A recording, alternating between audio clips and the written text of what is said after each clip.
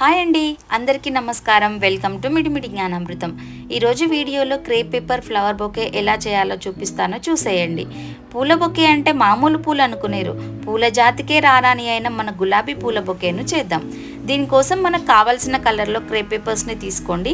ఈ పేపర్స్ని సెలెక్ట్ చేసేటప్పుడు కొన్ని విషయాలు మైండ్లో పెట్టుకోండి. ఓల్డ్ క్రేప్ పేపర్స్ని అవాయిడ్ చేయడం బెటర్ అండి.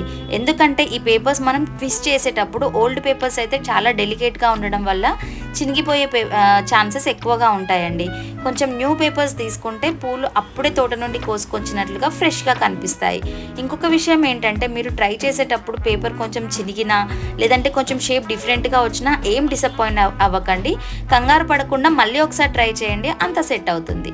ఈ వీడియో మీకు నచ్చిందని అనుకుంటున్నాను. ఈ వీడియో మీకు నచ్చినట్లయితే వెంటనే ఛానల్కి సబ్స్క్రైబ్ చేసుకోండి. ఎందుకంటే ఇవన్నీ జస్ట్ ట్రైలర్ అండి. పిక్చర్ అభి బాకీ హై మేరీ దోస్త్.